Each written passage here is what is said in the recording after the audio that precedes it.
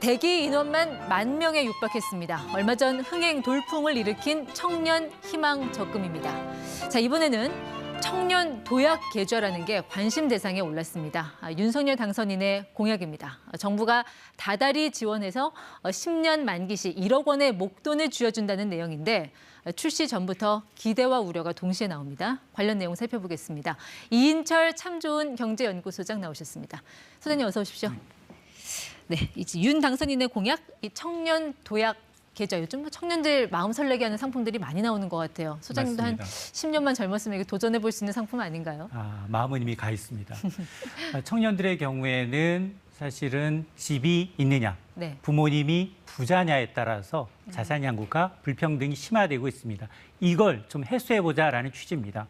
청년 도약 계좌는 이제 가입자가 청년이 만 19세부터 34세라면 10년 동안 매달 70만 원씩 납입하게 되면 1억 원의 목돈을 만들 수 있는 이제 정책 금융 상품입니다. 그러니까 희망 얼마 전에 나왔던 그 희망 적금하고 이제 가입 대상은 똑같네요. 만 19세에서 34세 그리고 월 70만 원까지 납입을 할 수 있고 10년 만기 채우면 1억 원을 받을 수 있다라는 거죠. 맞습니다. 저도는 아마 청년들 보고 혼자 알아서 해라 그랬으면 아마 이렇게 관심이 뜨겁진 않았을 것 같고 정부가 도와준다는 얘기인데 뭐 얼마나 지원을 해준다는 겁니까? 맞습니다. 아마 10억 만들기 열풍 기억하시죠? 아마 이 10년 내 1억 만들기 이제 청년 도약 계좌 돌풍이라고 할 수 있을 정도로 관심이 좀 뜨거운데요.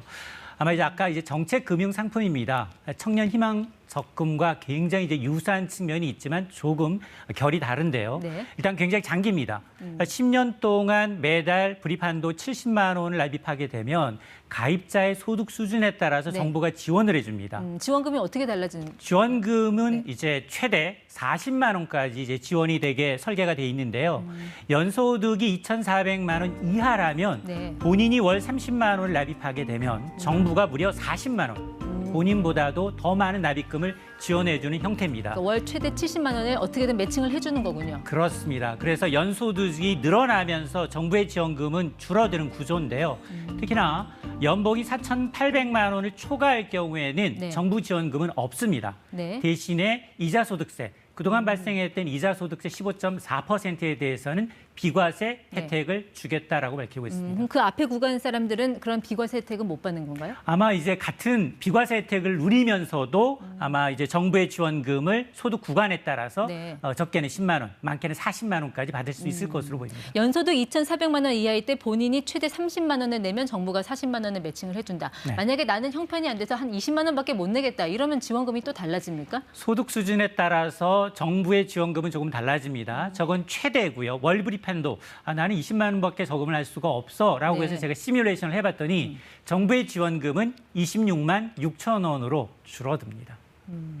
그러면 소득 구간이 있는 거 봐서는 취업준비생 이런 분들은 이런 혜택을 못 받는 건가 보네요. 그렇습니다. 지금 이게 이제 근로소득이나 사업소득이 있는 청년층의 자산의 형성을 목적으로 하고 있기 때문에 취업준비생의 경우에는 안타깝게도 지금 소득이 없다면 가입 자체가 불가능한 상품입니다. 정부 지원금만으로 아마 10년에 1억 만들기는 좀 힘들 것 같고 뭐 은행이 좀 도와줘야 될 텐데 이자는 얼마나 붙습니까? 그렇습니다. 지금 이 상품은 3가지 유형으로 투자자가 가입을 선택할 수 있습니다. 은행에 이제 예금형이 있고요. 또 채권형이 있습니다. 이거보다 고수익을 노릴 수 있는 주식형이 있는데요. 은행에 이제 예금형을 기본으로 할 경우 은행의 정책 예금은 10년 만기 시 연 이율이 최저 보장 이율이 3.5%로 복리식으로 적용을 하게 됩니다. 자, 그럴 경우에 만기 시 최대 1억 원의 적립금이 쌓이는 구조고 난 하이리스크 하이리턴 10년 동안 나는 주식하겠다라고 하시는 분은 주식형을 선택하게 되면 더 높은 수익을 추구하실 수도 있는 상품입니다. 가입 기간이 그야말로 강산도 변한다는 10년이잖아요. 이거 그냥 그동안 계속 꼬박꼬박 부을 수 있는 청년이 이렇게 많지는 않을 것 같은데 이게 지속 가능할까요? 맞습니다. 우리가 이제 10년 만기 보험도 해약률이 상당히 높거든요. 근데 이 상품의 경우는 워낙에 이제 정책 금융 상품으로서 지금까지 나왔던 상품보다는 조건이 굉장히 좋습니다. 네.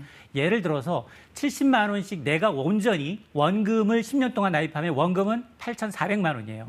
1,600만 원에 해당하는 이자가 붙는 거기 때문에 네. 상당히 매력적이어서 저는 한 번 가입할 때 신중하게 가입하시고 그리고 가져가는 것 끝까지 네. 가져가는 것을 권유하고 싶습니다. 가입할 때는 연봉이 2,400만 원 이하였는데 올랐다 10년 동안에. 그러면은 지원금이 또 달라지는 겁니까? 그렇습니다.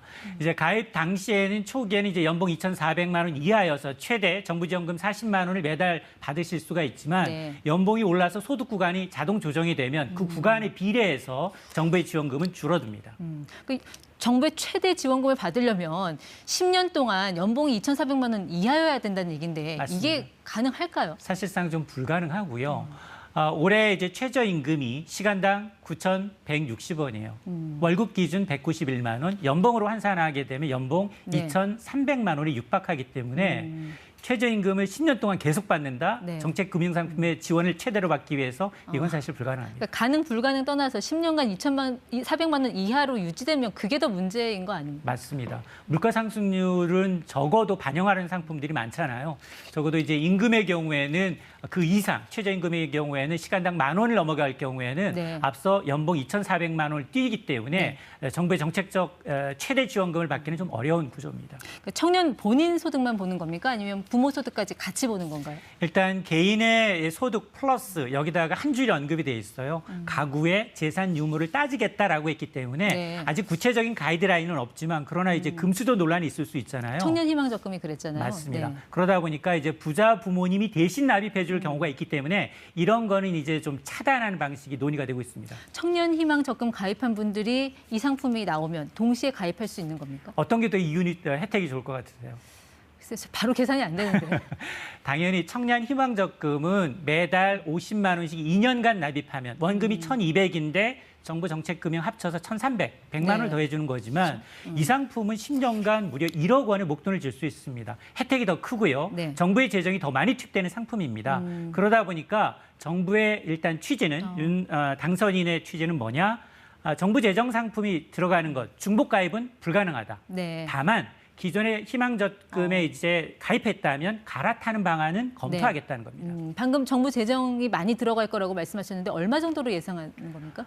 우리가 지금 이 청년 희망적금의 경우에는 당초 정부가 가입자 한 38만여 명, 정책 자금으로 한 456억 원 정도를 배정했어요. 네. 근데 가입자가 290만여 명입니다. 8배 가까이 뛰었어요. 네. 그러다 보니까 2년간 총 정부가 지출하는 금액이 무려 1조 원이 넘습니다. 저거는 청년 희망 적금의 사례고요. 그렇습니다. 네. 희망적금의 경우 1조 원이 넘는 정부 재정이 투입이 되지만 그 290만 명이 그대로 네. 청년 도약 계좌로 이전했다. 그럴 경우에 정부가 이제 추가로 지원해야 되는 재원은 무려 34조 원이 넘을 것으로 이제 금융권에서는 추산을 하고 있습니다. 이거는 이제 청년 희망 적금에 가입했던 290만 명이 넘어왔을 넘어와서 매달 네. 최소 정부가 한 10만 원 정도를 이제 지원해 준다라는 걸 가정한 수치입니다.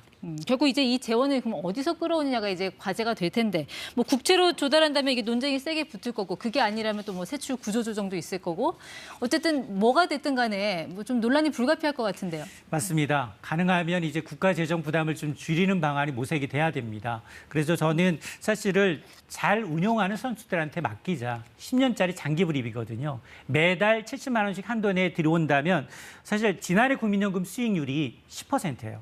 91조 원의 수익을 냈거든요. 그러면 정부 재정도 줄이고 은행의 이제 보전도 줄이려면 이 기금 운용을 잘하는 게 굉장히 방법인데 은행마다 자산운용사, 증권사 다 네. 갖고 있거든요. 따라서 저는 가능한 한 재정 부담을 줄이기 위해서 은행사들의 자산운용 능력을 인센티브를 주면서 좀 이걸 좀 확대하는 것이 좀 필요해 보입니다. 네, 뭐 혜택이 큰 만큼 논란도 큰 상품인 것 같은데 차기 정부가 이거를 어떻게 풀어갈지가 좀 앞으로 계속적인 관심사가 될 것 같습니다. 지금까지 ETY 이인철 소장 함께했습니다. 고맙습니다.